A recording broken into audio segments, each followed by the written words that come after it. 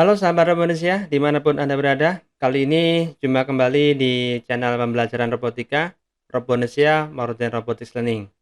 Sahabat Robonesia sekalian, pada kesempatan kali ini saya akan mengajak rekan-rekan Robonesia sekalian untuk bersama-sama belajar tentang Python Programming. Apa itu Python Programming? Kenapa namanya seperti nama ular? Kalau itu tahu. Yang jelas itu adalah satu bahasa pemrograman yang saat ini mungkin ya tahun-tahun 2020, 21, 22 sekarang ini lagi ngehit. Banyak lagi dijadikan pembicaraan dan banyak aplikasi ya menggunakan bahasa pemrograman Python ini. Baik, apakah itu Python? Kita coba mengenal uh, pada video kali ini ya. Baik, langsung aja kita masuk pada slide yang akan kami jelaskan di sana tentang apa itu pemrograman Python. Python, ya ini tulisannya seperti ini dan ini logonya ya, ada dua buah ular ya, ular ya seolah-olah dia ular Python, ada dua, warna biru dan juga warna kuning. Nah, apa itu Python? Python adalah bahasa pemrograman tingkat tinggi, high level language, yang dikembangkan oleh Guido van Rossum pada tahun 1989 dan pertama kali dikenalkan kepada publik pada tahun 1991.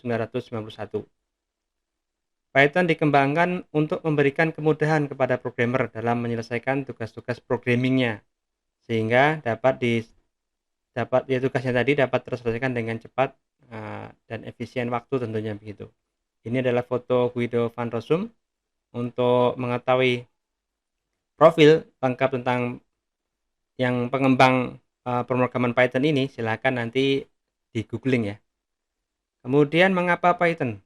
Mengapa Python hari ini digunakan banyak orang, banyak programmer, banyak perusahaan untuk membuat aplikasi-aplikasi untuk perusahaan-perusahaan mereka begitu ya. Baik aplikasi berbasis desktop, berbasis website maupun berbasis mobile ya. Nah, pertama Python ini digunakan karena gratis atau dan open source ya. Jadi gratis. Jadi untuk menginstal interpreter Python ini di komputer kita tidak dipungut biaya dan bisa digunakan untuk pembuatan aplikasi yang tadi saya sebutkan ya. Itu yang baik yang komersial maupun non komersial. Kemudian open source ya. Source-nya termasuk dokumennya dan juga info-info terkait dengan project-projectnya ini open source jadi terbuka untuk semua kalangan, sehingga kita kalau ingin menggunakan pemrograman Python ini untuk membuat aplikasi kita tidak akan menemui kondisi ya harus pakai license ya begitu ya, mungkin kalau menggunakan platform pemrograman yang lain begitu misalkan. Kemudian yang kedua adalah ini ya, saya coba aktifkan ini dulu pointer ya, pointer. Kemudian kedua high level programming. Maksudnya di sini pemrogramannya itu bahasanya mendekati bahasa manusia, yang bahasanya bahasa Inggris ya. Jadi kalau kita belajar tentang pemrograman bahasa Python ini dengan sedikit pengetahuan tentang bahasa Inggris, ya tentunya tentang logika-logika pemrograman ya berkaitan dengan programming secara dasar, mungkin sudah bisa menggunakannya. Kemudian yang ketiga, mudah dipelajari, sintaks programnya user friendly tadi. Ya, sudah kita singgung ya di atas ya level tadi. Jadi memang karena bahasanya ya mendekati bahasa manusia. Karena kalau pemrograman berarti kan sebenarnya bagaimana itu menjembatani antara programmer dengan komputer ya, supaya kita bisa melakukan pengaturan-pengaturan terkait dengan sebuah aplikasi yang itu jalannya di komputer gitu ya. Jadi bahasa pemrograman ini adalah jembatannya supaya menghubungkan manusia atau programmer dengan komputer. Nah, sehingga bahasa programnya kan ada low level programming, ada high level. Nah, kalau high level ini mendekati bahasa programmernya atau manusia, tapi kalau low level ini mendekati bahasa komputernya ya. Biasanya bahasa pemrograman seperti bahasa assembly ya, assembler itu salah satu bahasa programan yang itu uh, low level programming ya, sehingga bahasanya memang bahasa mesin gitu ya, assembly. Nah, jadi karena bahasanya adalah bahasa yang mendekati bahasa manusia, tentunya secara pemahaman terkait dengan bahasa pemrograman itu akan lebih mudah. Kemudian pemrograman Python ini yang selanjutnya adalah multi paradigma. Nah, paradigma pemrograman itu kan ada dua, bahasa pemrograman prosedural dan juga berorientasi objek. Nah, kalau Python ini bisa dua-duanya. Kita bisa membuat program aplikasi atau gitu ya, yang bahasa pemrograman itu menggunakan Python, dan kita bisa untuk mode apa namanya pemrogramannya itu bisa bahasa prosedural yang yang sequential gitu ya, yang berurutan dari atas sampai bawah gitu, atau juga yang berorientasi objek ya. Nah, kalau pembahasan tentang masalah bahasa prosedural dan juga berorientasi objek ini mungkin perlu ada pembahasan khusus ya. Bahasa prosedural yang mungkin pernah kita pelajari biasanya yang pernah kena, mungkin rekan-rekan Indonesia pernah mengenalnya adalah bahasa pemrograman Pascal atau bahasa C ya. Kemudian yang berorientasi objek ini banyak nih ya, termasuk Python ini ya, termasuk bahasa pemrograman berorientasi objek. Kan ada yang lainnya, ada C++, ada Java dan lain sebagainya, itu mendukung untuk bahasa paradigma pemrograman berorientasi objek. Kemudian mengapa kita menggunakan Python? Python ini lebih powerful lagi karena dia itu multi platform sistem operasi. Jadi dia tuh bisa running ya, selama komputer itu diinstal interpreter Python, maka dia akan jalan. Sistem operasi apa yang bisa menjalankan aplikasi yang itu menggunakan bahasa pemrograman Python? Ya semua yang terkenal ya, ada Windows, ada Linux, dan juga macOS. Ini kan 3 sistem operasi yang banyak digunakan di dunia ini ya. Termasuk digunakan oleh kita dan mungkin banyak orang lainnya. Oke, jadi di sini kalau kita bikin aplikasi menggunakan bahasa pemrograman Python, tidak perlu khawatir apakah kita menggunakan Windows, Linux, atau macOS, karena Python bisa running di ketiga sistem operasi tersebut. Kemudian selanjutnya ya, mengapa kita memilih pemrograman Python? Karena telah banyak dikembangkan library ya, pustaka untuk tujuan khusus yang dipublikasikan secara terbuka, open source. Jadi sudah banyak pengembang atau programmer di dunia ini yang sudah membuat library atau pustaka atau modul yang itu tujuannya khusus ya, banyak ya, misal yang untuk matematika, untuk computing, untuk game, untuk untuk pembuatan aplikasi grafis untuk komputer, untuk juga kemudian untuk aplikasi ini ya, kayak pemrograman website ya, juga ada juga, kemudian juga untuk aplikasi artificial intelligence ya, tujuan-tujuan khusus begitu ada, dan lain sebagainya. Ini sudah banyak dikembangkan oleh banyak kalangan ya, baik itu mungkin personal, bahkan mungkin perusahaan, sifatnya begitu. Dan sifatnya terbuka, bisa digunakan oleh kita selaku user secara gratis ya, open source. Semua dokumennya dibagikan, cara makainya dibagikan, dokumen-dokumennya lengkap, dan sehingga pengguna itu tidak perlu banyak effort untuk menggunakan bahasa library yang itu digunakan dalam pemrograman bahasa Python ini. Ya, inilah beberapa alasan mengapa kita perlu menggunakan atau memilih Python untuk programan kita hari ini ya, karena sedang ngehit. Python ini sedang ngehit, banyak yang pakai, banyak digunakan untuk membuat aplikasi-aplikasi yang kekinian. Kemudian ini sedikit gambaran saja ya, ketika kita membandingkan antara pemrograman C++ versus Python ya. Di sini yang ini adalah pemrograman C++ dan sini adalah pemrograman di konsolnya Python ya. Nanti coba kita praktekkan juga, mungkin ya di video selanjutnya kali ya. Ini sebuah contoh aja. Di sini adalah pemrograman untuk bagaimana untuk matematika sederhana ya, penambahan, penjumlahan, yang hasilnya tuh 50 ya. Coba lihat. Di sini untuk bahasa C++ ini menggunakan, kita coba jumlah barisnya aja kita hitung, 1, 2, 3, 4, 5, 6, 7, 8, 9. Jadi untuk membuat program yang itu menghasilkan sebuah operasi yang itu untuk operasi penjumlahan dan hasilnya 50, ini membutuhkan 9 baris kode ya. Mulai include IO stream-nya, library-nya kan. Kemudian ada using namespace std, kemudian membuat program utamanya, ini bikin variabelnya x, y, dan hasil, kemudian mengisikan nilai variabel x 37, nilai variabel y 13, kemudian bikin operasi matematikanya hasil sama dengan x plus y, kemudian ini menampilkannya ya, x plus y sama dengan hasil yang ini tadi. Jadi kalau ditambahkan adalah 37 ditambah 13 hasilnya adalah 50. 9 baris ya, bandingkan. Kemudian sekarang Python. Ini Python Pak.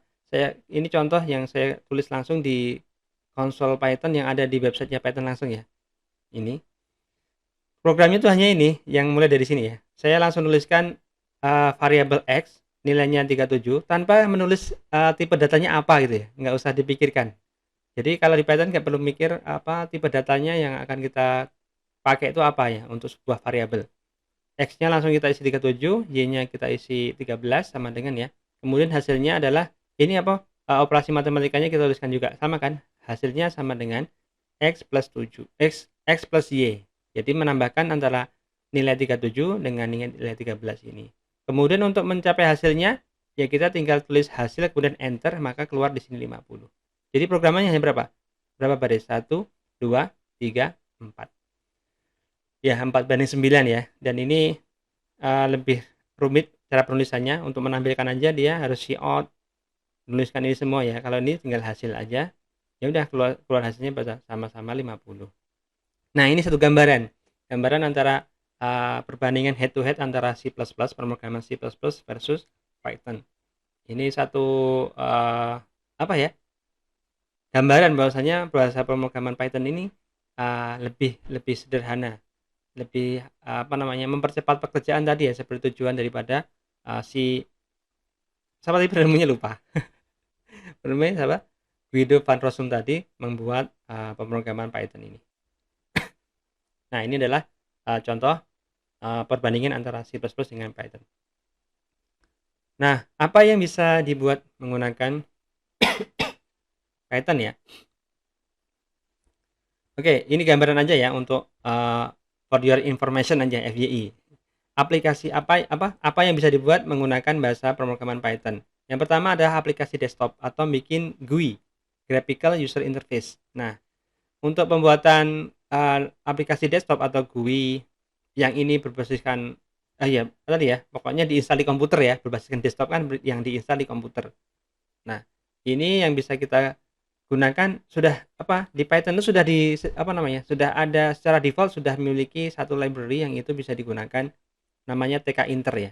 Jadi tinggal kita install melalui interpreternya Python, nanti baru kita gunakan untuk modul-modul dan juga fungsi-fungsi yang ada dalam library tkinter ini. Tapi di luar sana ternyata selain yang sudah default di dalam interpreternya Python tkinter, di sana ya di luar sana banyak sekali yang lain ya, untuk library yang itu bisa kita gunakan untuk membuat aplikasi berbasis desktop. Ada WX Python, WX Python gitu ya kalau bacanya, PyGTK, kemudian PyGObject, kemudian PyQt, kemudian ada PySite, ada Kivy, ada PyForms, ada PySimple GUI, ada PySciter ya, ada PyWebView. Nah, ini adalah banyak ya. Jadi kita milih satu aja. Karena kita pilih dan nanti cari informasi mana yang paling powerful ya. Kita baru pakai mana yang paling powerful dan sesuai dengan kebutuhan kita untuk pembuatan aplikasi berbasiskan desktop. Ini contoh aplikasinya ya. Ini kalau jalan di macOS, di Windows, di sini di Linux ya. Oke. Kemudian apalagi yang bisa kita buat dengan Python? Aplikasi berbasis website ya, web-based application ya. Ini ada 2 framework ya untuk Python ya, yang digunakan untuk pembuatan aplikasi website ini, yang dimana yang 2 diantaranya yang terkenal adalah Django dan juga Flash. Nah, ini di sini saya sampaikan informasi saja, nanti untuk pengembangannya mungkin di video-video selanjutnya. Atau ya kalau teman-teman ingin duluan ya silahkan searching aja di Google Django dan Flash dan mulai belajar tentang pembuatan aplikasi berbasis website menggunakan Django atau Flash. Nah, di sini juga ada contoh-contoh ya website-website yang itu dibangun dengan menggunakan Python. Ya, ada Dropbox ya. Dropbox kan ini tempat ini ya, cloud untuk menyimpan file-file yang bisa kita gunakan untuk share file kita, dokumen ataupun program dan sebagainya. Yang itu juga mungkin teman-teman pernah pakai juga ya Dropbox. Kemudian NASA pakai Python ya websitenya. Yahoo, IBM, Facebook, termasuk YouTube ya. YouTube ternyata dibangun dengan pemrograman Python ya, luar biasa. Mozilla, ada Google juga. Gitu. Ini hanya beberapa contoh ya. Gitu. Selanjutnya, apa yang bisa kita buat dengan menggunakan bahasa pemrograman Python? Yaitu aplikasi mobile. Ya, lengkap ya. Tadi ada desktop application bisa pakai Python, kemudian website aplikasi bisa pakai Python juga, kemudian Python untuk membuat aplikasi mobile juga bisa. Nah, jadi sangat-sangat fleksibel ya, kita mau jadi yang di mana, mau bikin yang mana gitu ya. Itu. Kalau ini salah satu framework yang bisa digunakan untuk membuat aplikasi mobile based application, yaitu ada framework Kivy. Ya, ini ada linknya nih, silakan atau nanti di Google aja tulisnya Kivy ya. Gitu. Jadi ini screenshot websitenya seperti ini, nanti bisa dikunjungi langsung aja dan kita pelajari di sana dan mulai mencoba membuat aplikasi mobile menggunakan Kivy. Oke, ini bisa kita gunakan. Kemudian aplikasi artificial intelligence ya, kita dengan Python ini juga sudah ini yang lagi ngehit ya. Lagi banyak dipelajari ya tentang artificial intelligence ini atau AI, dan salah satunya bisa menggunakan bahasa pemrograman Python ini. Nah, untuk AI menggunakan Python, yang tentunya karena AI ini hubungannya juga dengan machine learning, dengan deep learning, dengan komputasi, matematik gitu ya, pemodelan-pemodelan yang itu membuat sistem cerdas untuk sebuah mesin. Di sini sudah banyak dikembangkan library-library yang mendukung untuk pembuatan aplikasi artificial intelligence. Ini ada Pandas, ada scikit-learn, kemudian matplotlib, kemudian SciPy, ada PyTorch, ada Keras, NumPy, dan juga TensorFlow. Nah, ini beberapa di antaranya saja. Di luar sana mungkin masih banyak lagi. Jadi silakan nanti kalau ingin mencoba lebih dahulu tentang pembuatan aplikasi artificial intelligence menggunakan Python, mungkin langsung dicari aja masing-masing library ini untuk mencoba mengetahui tentang lebih lanjutnya tentang masing-masing library untuk pembuatan aplikasi artificial intelligence menggunakan Python ini ya. Oke, kemudian aplikasi computer vision ya. Computer vision kan ya komputernya bisa ngelihat ya, bisa punya pemandangan gitu ya. Yang biasanya yang bisa digunakan yang mungkin sekarang juga lagi ngehit banyak dipakai orang ya untuk membuat aplikasi computer vision ini adalah platform computer vision OpenCV ya. Jadi ini kalau ini contohnya ya, contoh untuk objek recognition ya, misalkan di sini untuk lalu lintas, deteksi mobil, ini deteksi manusia berjalan kaki ya. Ini untuk membuat aplikasi manipulasi foto ya. Ini gambar aslinya, ini ganti warnanya dan sebagainya. Ini menggunakan OpenCV yang itu kita untuk codingnya menggunakan Python, ini bisa kita lakukan.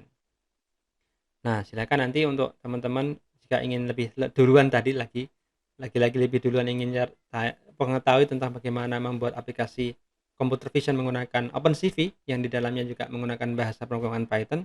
Nah, nanti bisa langsung di googling ini tentang OpenCV-nya. Baik, kemudian apa lagi yang bisa kita buat dengan bahasa pemrograman Python? Membuat game. Dan di sini sudah ada library yang ini khusus untuk pembuatan game ya. Bagi sahabat Indonesia sekalian yang tertarik dengan membuat game, ini ternyata Python juga bisa digunakan untuk membuat aplikasi game ya. Ini adalah satu library yang sudah mungkin banyak orang pakai juga, yaitu Pygame ya. Nah, coba langsung search aja Pygame. Nanti kalau tertarik langsung kita silahkan saja langsung membuat belajar membuat aplikasi game pribadi kita menggunakan Python ini. Kemudian apalagi yang bisa kita buat yaitu Internet of Things ya. Aplikasi IoT ini juga sama-sama sekarang lagi banyak diperbincangkan orang, yaitu aplikasi bagaimana membuat things ya, benda-benda itu bisa terhubung dengan internet dan data-datanya bisa dikumpulkan melalui sensor-sensor yang ada pada things tersebut, yang nantinya data itu akan dikumpulkan dikirim ke ya kirim ke apa namanya ke cloud gitu ya, istilahnya begitu. Yang di sana nanti ada dashboardnya, ada penyedia cloud untuk IoT yang nanti bisa sensor-sensornya, data-datanya bisa dikumpulkan di sana, kemudian juga bisa dianalisis, dan juga dengan protokol salah satunya adalah MQTT protokol, nanti bisa dikirimkan kembali ke user ya data-data tadi yang sudah dianalisis di cloud nanti bisa dikirim lagi ke tempat yang lain ya. Kan kalau ini yang step saat ini ya, sensor chip with Python code ini kan aplikasi apa namanya aplikasi embedded system ya, karena di sana hardware yang itu ada chip microcontrollernya, dan bahkan yang juga ada tentunya ada apa namanya chip wifi-nya, ada sensornya yang bisa dia mengumpulkan data apapun berkaitan dengan sensornya tentunya, mau suhu, mau apa namanya kelembapan udara, mau ada api, dan juga level air dan sebagainya itu dia bisa mampu mengirimkan datanya ke cloudnya si sistem IoT yang dibangun itu. Jadi send data to IoT to gateway request ya di sini di awan ya. Kemudian setelah dikumpulkan dan mungkin diolah di sini ya. Ini juga IoT juga akan melibatkan AI juga ya. Itu dan juga bisa atau bahkan mungkin cukup hanya pengumpulannya, setelah dikumpulkan kemudian dikirimkan ke sebuah tempat yang lain yang itu mengolah data-data tersebut menjadi sebuah data yang nantinya bisa disajikan untuk mereka-mereka yang membutuhkan. Maka di sini ada data visualisasi menggunakan Matplotlib misalkan ya. Ini kan salah satu tadi ya yang library yang bisa digunakan untuk membangun aplikasi artificial intelligence. Nah, itu. Ini adalah jadi membuat IoT system ini bisa menggunakan bahasa pemrograman Python. Oke, ini gambaran aja dulu. Untuk detailnya mungkin ya kalau saya mampu membuatnya untuk semuanya tadi ya yang kita sebutkan tadi, ya kita akan buat juga kontennya supaya bisa rekan-rekan Robonesia semua juga mengetahuinya. Kemudian ya selanjutnya aplikasi apa yang bisa kita bangun menggunakan bahasa pemrograman Python? Embedded system. Nah, kalau embedded system ini berarti sistem kontrol yang itu berbasiskan chip microcontroller yang itu bisa ditanam pada ya tempat-tempat tertentu ya. Termasuk tadi IoT juga sebenarnya embedded system juga ya, karena di sini ada hardware-nya, yang itu juga ada microcontroller-nya, ada sensornya yang bisa mengirim data ke cloud ini ya. Apa namanya? Cloud server atau gimana gitu ya. Cloud gateway. Nah, di sini MicroPython ini untuk embedded system, untuk dia menggunakan bahasa pemrograman Python ini bukan disediakan ya. Ada MicroPython itu, Python untuk microcontroller. Jadi di websitenya MicroPython, di MicroPython itu diterjemahkan sebagai implementasi yang ramping atau lean dan efisien dari bahasa pemrograman Python 3 yang mencakup sebagian kecil dari pustaka standar Python dan dioptimalkan untuk berjalan di microcontroller dan di lingkungan terbatas. Jadi Python itu adalah bahasa pemrograman yang huge ya, besar. Nah, untuk embedded system ini kan menggunakan chip microcontroller. Jadi MicroPython ini hadir untuk ini ya, menjadikan implementasi bahasa pemrograman Python itu lebih ramping ya, lebih efisien dan bisa diaplikasikan di dalam chip microcontroller. Nah, yang sudah disediakan oleh MicroPython sendiri adalah dia sudah membuat MicroPython PyBoard ini contohnya. Dan ini sumbernya di micropython.org ya, silakan dilihat nanti lebih lanjut. Dan ini adalah diagram ini ya, diagram pinnya ya, pin diagramnya, keterangannya. Di sini juga ada di sini micropython.org. Nah, kalau rekan-rekan pegiat embedded system Nah, mungkin juga akan tertarik ya, karena selama ini kan untuk embedded system mungkin membangunnya pakai bahasa C atau C++ ya, pakai Arduino. Arduino kan base-nya C atau C++ gitu ya. Ada STM32 ini juga MicroPython PyBoard ini pakai chipnya pakai microcontroller dari ST Microelectronics. Nah, bisa dipelajari lebih lanjut ya. Silahkan kunjungi websitenya micropython.org. Itu. Jadi bagi para pegiat embedded system mungkin ini salah satu pilihan ya.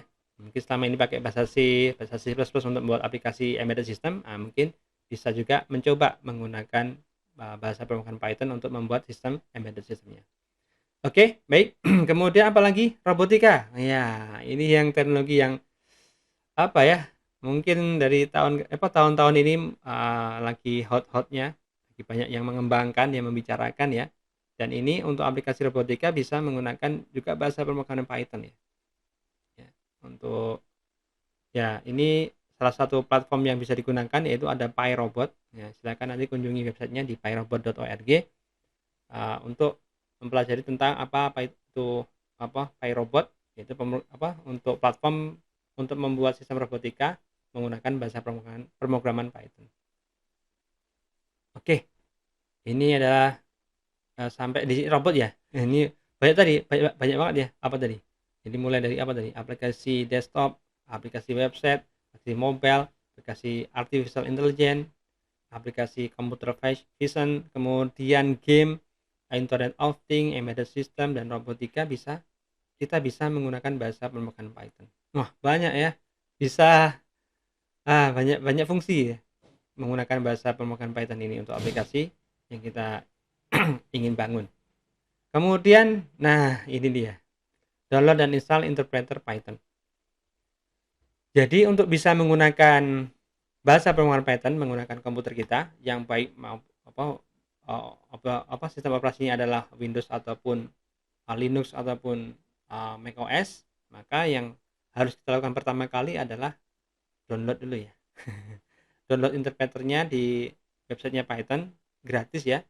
Kemudian ya cari versi yang terbaru, yang stabil. Kemudian selanjutnya instalasi di komputer kita. Oke. Nah, ini adalah pengenalan tentang bahasa pemrograman Python. Oke. Nah, sekarang yang ingin saya pandu adalah bagaimana kita mendownload interpreter Python ini, kemudian juga instalasinya. Oke, langsung kita menuju ke websitenya aja ya. Oke.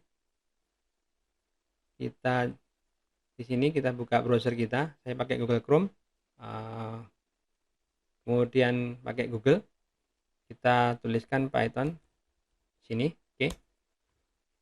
Di sini yang paling atas ya, langsung menuju ke websitenya Python ya, python.org. Kita klik saja.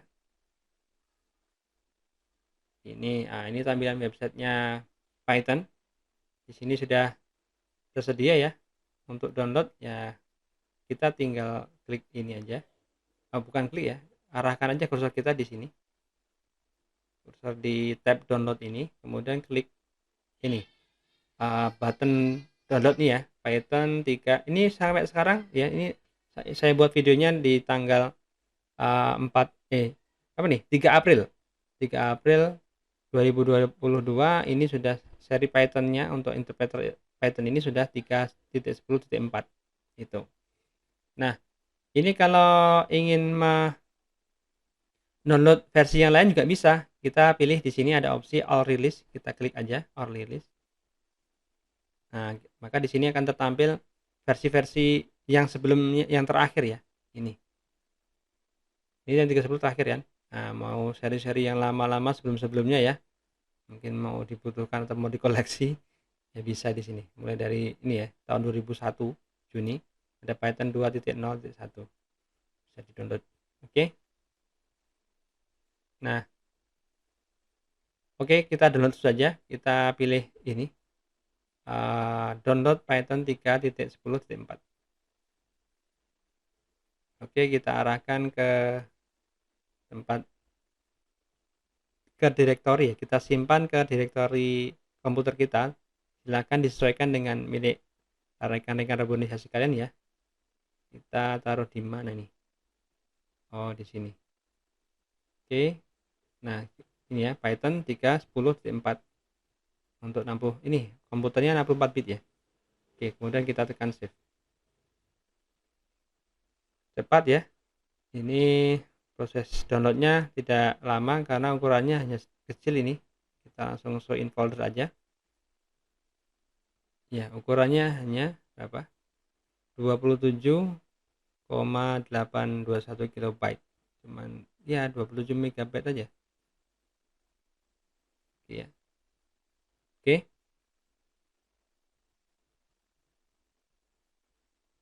Nah, selanjutnya kita instalasi ya. Langsung aja kita install. Kita klik 2 kali atau kita klik kemudian tekan tombol enter ya di keyboard kita.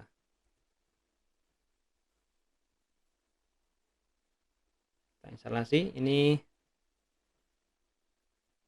ini di sini ada pilihan install launcher for all user ya, centang aja. Kemudian ini perlu nggak ya add python 3.10 to pad, centang aja nggak apa-apa. Kemudian setelah itu tekan ini ya, install now. Di sini sudah termasuk ada untuk penginstalasi ini ada include idle-nya, kemudian PIP dan dokumentasinya, dan shortcut nanti di create di desktop kita ya. Oke, ini kalau misalkan mau install semuanya, kalau customer yang bawah ini customize instalasi ini, kalau fiturnya mungkin tidak semuanya kita install. Oke, kita langsung klik install now aja. Oke, yes. Kita tunggu proses instalasinya.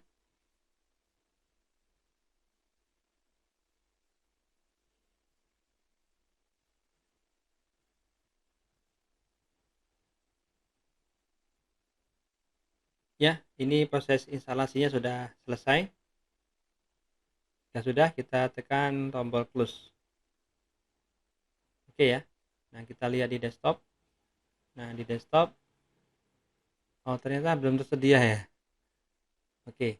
Nah, jika belum tersedia, kita bukanya di sini ya. Menggunakan ini, kita ketik di sini. Python. Nah, ini ya. Ini sudah, nah ini dia. Sudah Python 3.10 sudah terinstall di sini ya. Coba kita klik.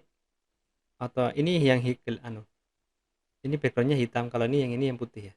Coba kita yang idle Python 3.10. Oke, kita klik. Apakah sudah berhasil kita install? Nah, sudah ya. Ini adalah jendela idle shell untuk Python 3.10.4. Nah, disinilah nanti tempat kita membuat program Python tadi ya. Ini contoh aja tadi. Kan langsung kita ketik ya. X tadi ya. X sama dengan 37 kali. 37. Kemudian B sama dengan 13. Kemudian hasil ya, hasil variabel hasil ini adalah A B sih, nggak apa lah, A plus tadi X ya, plus B. Nah, untuk mengetahui hasilnya tulis hasil kemudian enter. Nah, hasilnya 13 tambah 7 37 tambah 13 adalah 50 ya, tadi seperti yang di slide tadi ya. Tuh. Oke, demikian sahabat Indonesia, pengenalan tentang bahasa pemrograman Python dan juga cara mengetahui tadi ya aplikasinya, terus alasannya mengapa milih pemrograman Python, dan juga beberapa contoh membuat apa aja sih, bisa bikin apa aja menggunakan bahasa pemrograman Python ini. Kemudian tadi juga kita pandu teman-teman sekalian untuk mendownload interpreter Python-nya, kemudian juga instalasinya. Nah, demikian video kali ini. Kita akan bertemu kembali pada video-video dengan tema yang berhubungan dengan bahasa pemrograman Python pada video-video selanjutnya. Terima kasih sudah menyimak. Sampai bertemu pada video-video kami selanjutnya.